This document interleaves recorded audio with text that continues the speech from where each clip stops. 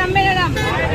வீர வணக்கம், வீர வணக்கம், வீர வணக்கம், வீர வணக்கம். அரசு ஊழியர் போராட்டத்தில், அரசு ஊழியர் போராட்டத்தில், உழைக்கும் மக்கள் போராட்டத்தில், உழைக்கும் மக்கள் போராட்டத்தில், ரத்தம் சிந்திய தோழர்களே, ரத்தம் சிந்திய தோழர்களே, இன்னியர் நீதி தியாகிகளே, இன்னியர் நீதி தியாகிகளே, வீர எங்கள் கோரிக்கை, இன்றைய நாளின் கோரிக்கை, இன்றைய நாளின் கோரிக்கை, ஒன்றுபடுவோம், போராடுவோம், போராடுவோம், வெற்றி பெறுவோம், வெற்றி கிட்டும் வரை போராடுவோம், இறுதி வெற்றி நமதே.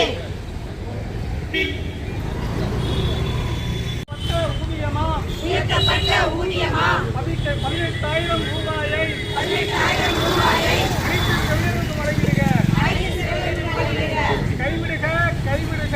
இந்த மழை நேர ஆர்ப்பாட்டமானது எங்களுடைய பிரதான கோரிக்கைகளை வலியுறுத்தி நடைபெற்றுக் கொண்டிருக்கிறது. 2015 எக்ஸாம் எழுதி MRB தேர்வாணையம் மூலம் எக்ஸாம் எழுதி உள்ள வந்த நாங்க இதுவரைக்கும் 10 ஆண்டுகள் கடந்த நிலையில் இன்னும் பணி நிரந்தரம் கிடைக்கப்பெறாமல் ஒப்பந்த முறையிலே பணி செய்து கொண்டிருக்கிறோம். எங்களுடைய ஒப்பந்தமானது 2 ஆண்டுகள் கழித்து பணிநிரந்தரம் செய்யப்படும் என்ற முறையில் நாங்கள் உள்ளே வந்தோம். ஆனால் இதுவரை பணிநிரந்தரம் செய்யப்படவில்லை.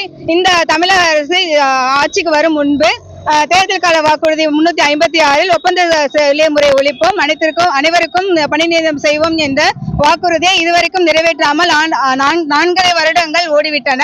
இதுகாரும் அது குறித்து எந்தவித நடவடிக்கையும் எடுக்கப்படவில்லை.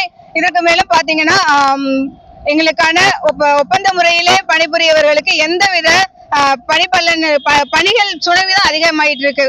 கிட்டத்தட்ட பாத்தீங்கன்னா எல்லா மருத்துவமனைகளிலும் ஒப்பந்த முறை பணிபுரியவங்களுக்கு தனிமையில பணிபுரிய சூழ்நிலையில இருக்காங்க. 24 மணி நேரம், 48 மணி நேரம், 8 மணி நேரம் வேலை பழுவ மறந்து எல்லாரும் இப்ப 24 மணி நேரம் பணிச்சுமையில வேலை பார்த்துட்டு இருக்காங்க.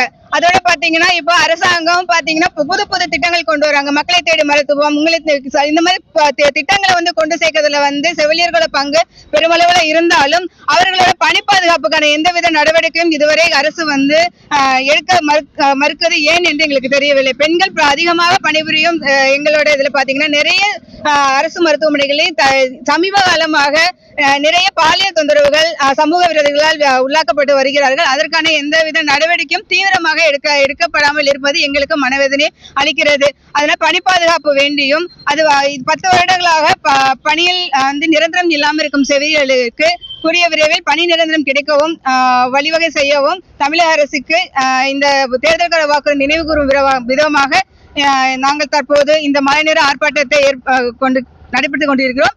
இதற்கு அடுத்த கட்ட இயக்கங்களும் எங்களோட அழைத்து பேசாவிட்டால் அடுத்த கட்ட இயக்கங்களும் தீவிரமாகும் என்பதை தெரிவித்துக் கொள்கிறோம்.